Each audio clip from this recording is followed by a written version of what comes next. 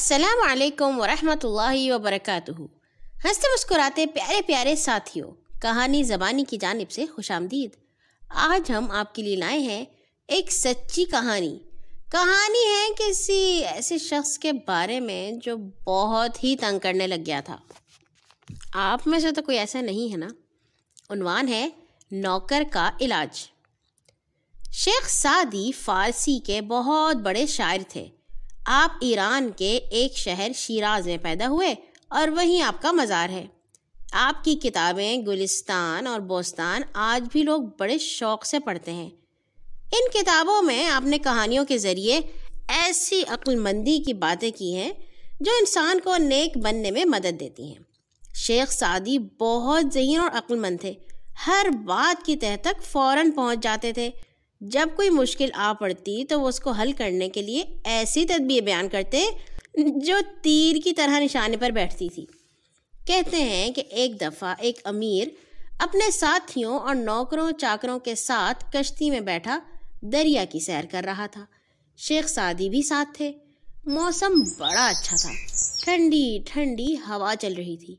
کشتی میں بیٹھے ہوئے سب لوگ بڑے خوش تھے، مگر امیر کے ایک نوکر نے ان سب کی خوشی کا ناز کر رکھا تھا۔ اس دن سے پہلے وہ کبھی کشتی میں نہ بیٹھا تھا، اس لیے ڈر کے مارے چیخیں مار رہا تھا۔ اس کے چیخنے چلانے کی وجہ سے سب لوگ پریشان تھے۔ کسی کی سمجھ میں نہ آتا تھا کہ اس کو کیسے خاموش کرایا جائے۔ یہ دیکھ کر شیخ سعدی نے امیر سے کہا، اگر آپ اجازت دیں تو میں اس نوکر کا علاج کروں۔ امیر نے اجازت دے دی۔ اس پر شیخ سعدی نے امیر کے دوسرے نوکروں سے کہا، اسے اٹھا کر دریا میں پھینک دو۔ نوکروں نے جھٹ اس نوکر کو اٹھا کر دریا میں پھینک دیا۔ وہ غوطے کھانے لگا اور شیخ سعدی خاموش بیٹھے تماشا دیکھتے رہے۔ جب وہ کئی غوطے کھا چکا تو شیخ سعدی نے نوکروں کو حکم دیا، اب اسے پانی میں سے نکال لو۔ نوکروں نے جھٹ اسے باہر نکال لیا۔ امیر یہ دیکھ کر حیران رہ گیا کہ اب وہ نوکر چیخنے چلانے کی بجائے چپ چاپ ایک کونے میں بیٹھ گیا ہے۔ اس نے شیخ سعدی سے پوچھا، شیخ صاحب، آپ کی ترکیب تو خوب رہی، لیکن ہماری سمجھ میں نہیں آتا کہ یہ علاج کیا تھا۔ شیخ سعدی نے جواب دیا، جناب، بات یہ تھی کہ یہ شخص پہلے کبھی کشتی میں سوار نہیں ہوا تھا۔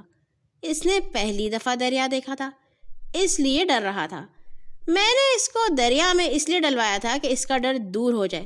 دیکھ لیجئے، 2-4 غوطے کھانے کے بعد اس کا ڈر جاتا رہا ہے اور اب یہ چپ چاپ بیٹھا ہے۔